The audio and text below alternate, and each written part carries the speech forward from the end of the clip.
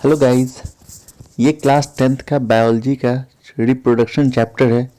इस चैप्टर में हम आपको sexual mode of reproduction in flowering plants पढ़ाएंगे, यानी कि प्लांट्स में किस तरह से sexual mode of reproduction conduct होता है, इसके बारे में डिस्कस करेंगे।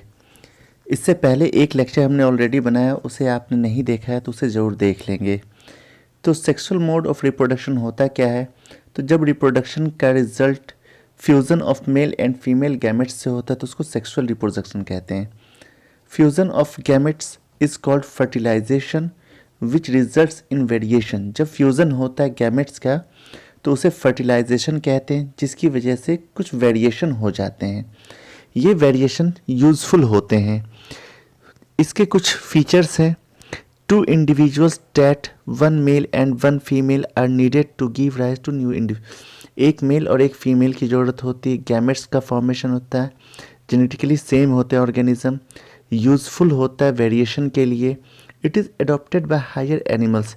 ये जनरली हायर एनिमल्स के द्वारा अडॉप्ट किया जाता है। तो ये कुछ फीचर्स हैं सेक्सुअल मोड ऑफ रिप्रोडक्शन के। जैसे मैंने पहले आपको ए सेक्सुअल मोड ऑफ रिप्रोडक्शन कुछ फीचर्स बताए थे, वैसे यहाँ पर भी। तो आपसे दोनों में डिफरेंस पूछ सकता है कि दोनों के फीचर्स का डिफरेंस बताइए। तो चलिए बता रहे हैं sexual mode of reproduction flowering plants. तो फ्लावर में कैसे मोड ऑफ रिप्रोडक्शन होता है? फ्लावर को रिप्रोडक्टिव ऑर्गन प्लांट का कहा जाता है। दो टाइप के फ्लावर होते हैं। एक यूनिसेक्सुअल फ्लावर होते हैं। इधर मेल और female reproductive part is present, या तो उसमें मेल पार्ट होगा या फिर फीमेल, दोनों में से एक ही प्रेजेंट होगा। बाइसेक्सुअल प्लांट में दोनों एक ही फ्लावर में पाए जाते हैं। यूनिसेक्सुअल का जैसा कि एग्जाम्पल पपाया, वाटरमेलन, ऐसी बाइसेक्सुअल का एग्जाम्पल्स है हिबिस्कस एंड मस्टर्ड। इनसे और भी बहुत सारे हो सकते हैं।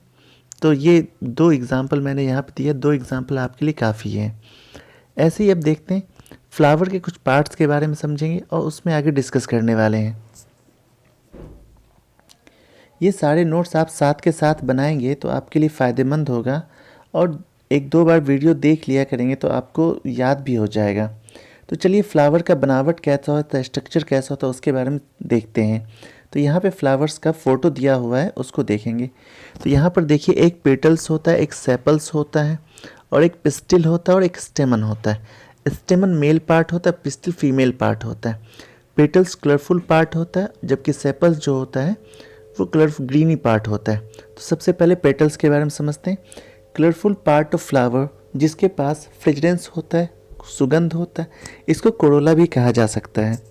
सेपल्स जिसका दूसरा नाम कैलिक्स होता है, ये ग्रीन लीफी एरिया होता है। ये प्रोटेक्ट करता है फ्लावर्स को जब वो बर्ड्स के फॉर्म में होता है।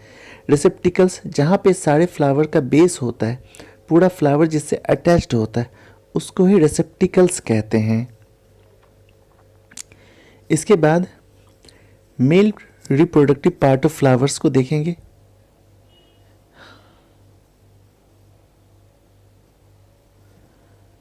मेल पार्ट जो होता है उसको स्टेमन कहते हैं या फिर एंड्रोसियम कहते हैं। स्टेमन के दो पार्ट्स होते हैं, एक होता है एंथर। एंथर ऊपर एक स्वेलन टॉप लाइक स्ट्रक्चर होता है जिसमें पॉलन ग्रेन होता है। पॉलन ग्रेन मेल गैमेट होता है which seems like yellow powder. उसे आप टच करेंगे तो येलो पाउडर की तरह वो दिखेगा। उसके बाद दूसरा पार्ट होता है मेल पार्ट का फिलामेंट, स्टॉल्ट ऑफ स्टेमन, जिस पे वो पॉलन ग्रेन लगा हुआ होता है, जो थ्रेड लाइक स्ट्रक्चर धागे पे लगा होता है, उसको ही स्टेमन कहते हैं। तो मेल पार्ट ऑफ फ्लावर में ये दो पार्ट होते हैं। अब इसके बाद हम डिस्कस करने वाले हैं फीमेल पार्ट ऑफ फ्लावर। इस चैप्टर में हम सभी के बारे में डिस्कस करेंगे, जो भी मेल और फीमेल पार्ट हैं, ऑल पार्ट्स को डिस्कस होना है। फीमेल पार्ट को कार्पेल, गाइनोसियम या पिस्टिल कहा जाता है। इसके चार पार्ट्स होते हैं, स्टिग्मा, स्टाइल, ओवरी और ओव्यूल्स। तो स्टिग्मा बहुत स्टिकी पार्ट होता है जिसमें पॉलन ग्रेन आता है। स्टाइल, इस पे पॉलन ग्रेन इसके थ्रू नीचे पहुंचता है।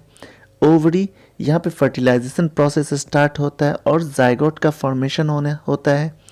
ओव्यूल, इसमें बहुत सारे एग्स प्रेजेंट होते हैं जो फीमेल गैमेट्स होते हैं, जिसको ओवम कहा जाता है। तो यहाँ पे मैंने पॉलिनेशन का एक सिस्टम बताया। पॉलन ग्रेन जो स्टिग्मा से स्टाइल पे पहुँचता है, इस प्रोसेस को पॉलिनेशन कहा जाता है। तो यहाँ पे फीमेल रिप्रोडक्टिव पार्ट का पूरा डायग्राम है। पॉलन ग्रेन देखिए सबसे ऊपर है, उसका स्टिग्मा, फिर मेल जर्म सेल वो नीचे पहुँच रहा है, पॉलन ट्यूब है वो, उसके बाद ओवरी है, फीमेल जर्म सेल यहाँ पे यानी कि एग पाया जाता है।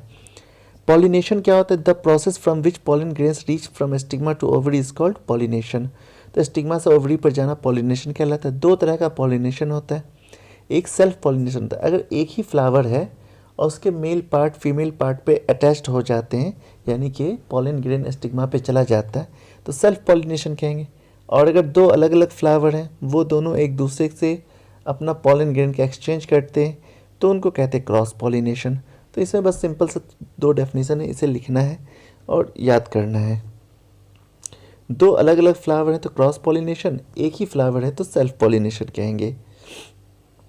अब वो दो अलग अलग फ्लावर एक ही प्लांट के भी हो सकते हैं या अलग अलग प्लांट के भी हो सकते हैं। After fertilisation ovules form seed, ovary converted into fruits and other parts like sepals, petals, receptacles get separated from plants। तो फर्टिलाइजेशन के बाद सीड का फॉर्मेशन तो ओवरी से और फ्रूट का फॉर्मेशन होता है। ओव्यूल से सीड बनता है, फ्रूट ओवरी से बनता है, बाकी सारे पार्ट अलग हो जाते हैं। सीड के कुछ पार्ट होते हैं, प्ल्यूमूल जो सूट पार्ट बनाता है, रेडिकल जो रूट पार्ट बनाता है, कोटिलीडोन जिसमें फूड स्टोर होता है, यानी कोटिलीडोन कह सकते हैं फ्रूट का जो कवरिंग होता है उसको कोटिलीडोन कहते हैं। कोटिलीडोन के हिसाब से फ्रूट दो तरह का होता है, मोनोकोटिलीडोन, डाइकोटिलीडोन। तो यहाँ वो नहीं पढ़ना है, सिर्फ ये याद रख ली कोटिलीडोन जो होता है जिससे फूड स्टोर होता है। इसके बाद देखते हैं स्टेप ऑफ रिप्रोडक्शन। सबसे पहले पॉलिनेशन होता है, पॉलन ग्रेन जो होता है ओवम के पास पहुँचता है, फर्टिलाइजेशन होता है, जाइगोट का फॉर्मेशन होता है और वो एम्ब्रियो में कन्वर्ट हो जाता है। The fusion of male and female gamete is called fertilisation. तो जहाँ पे मेल और फीमेल गैमेट मिलते हैं उसको फर्टिलाइजेशन कहते हैं। उसके बाद है जर्मिनेशन। जर्मिनेशन सीड से नया प्लांट का बनना, स्प्राउट होना, उसको जर्मिनेशन कहते हैं। जर्मिनेशन की जो एनर्जी की रिक्वायरमेंट होती है वो सीड प्रोवाइड करता है और वो एनर्जी कोटिलीडोन में स्टोर्ड होता है क्योंकि फूड स्टोर्ड होता था कोटिलीडोन में। तो इस तरह से जर्मिनेशन के लिए जो भी एनर्जी की ज़रूरत होती है वो कोटिलीडोन करता है। तो यहाँ पर कुल मिलाकर के रिप्रोडक्शन इन फ्लावरिंग प्लांट लगभग ख़त्म हो गया है, इसके स्टेप भी बता दिए। Thanks for watching, see you in the next lecture. अगर आपने इससे पहले वाले लेक्चर नहीं देखे उसे ज़रूर देख लेना, नोट्स बना लेना। See you, bye bye, thank you.